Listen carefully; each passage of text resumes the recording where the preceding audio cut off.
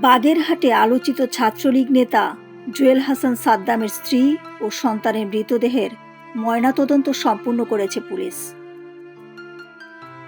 এদিকে যশোর কারাগারে আটক থাকা ছাত্রলীগ নেতা জুয়েল হাসান সাদ্দামকে তার স্ত্রী ও সন্তানের মরদেহ দেখার সুযোগ দিয়েছে কারা কর্তৃপক্ষ।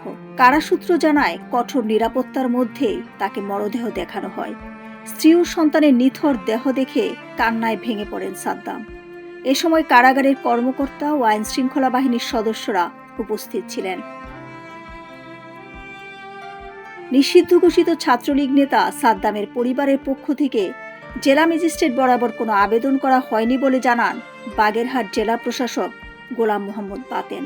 তিনি আরও বলেন, আমার বরাবর আবেদন করা হয়, পরে কারা কর্তৃপক্ষের সাথে যোগাযোগ করে জেল গেটে সাদ্দামকে স্ত্রী ও সন্তানের মৃতদেহ দেখার ব্যবস্থা করা হয়েছে।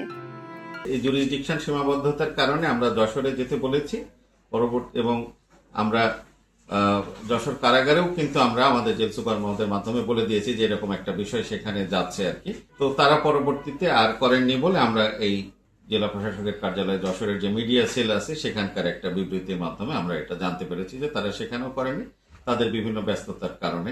মা এবং সন্তানের নিহত হওয়ার ঘটনা জানার সাথে সাথেই পুলিশ ঘটনাস্থলে গেছে। সাদ্দামের বিরুদ্ধে 7টি মামলা রয়েছে বলে জানান পুলিশ সুপার মোহাম্মদ হাসান চৌধুরী। যে একটা মামলার বিষয়ে আমরা দেখেছি যে গোপালগঞ্জ একটা মামলা হয়েছিল, ওয়াইফ করেছিল, সেটা হচ্ছে যৌতুক নিরোধক আইনে একটা যৌতুকের বিষয় ছিল যেটা দেখলাম, এবং এর সংক্রান্ত একটা ওয়ারেন্ট হয়েছে আমাকে অফিসে যেটা জানিয়েছেন।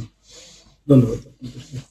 আইনজীবীর মাধ্যমে জেলা প্রশাসক বরাবর আবেদন নিয়ে যায়, সেখান থেকে জেলা সুপারের কাছে, তারপর মৃতদেহ কারাগারের গেটে নিয়ে যায় বলে জানান সাদ্দামের ভাই শহীদুল ইসলাম।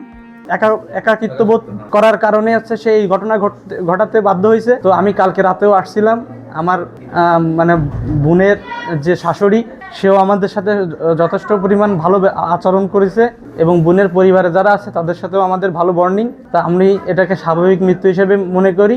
এই মর্মান্তিক ঘটনায় জেলা জুড়ে চলছে শোকের মাতম। ডেস্ক রিপোর্ট, সোনালী নিউজ।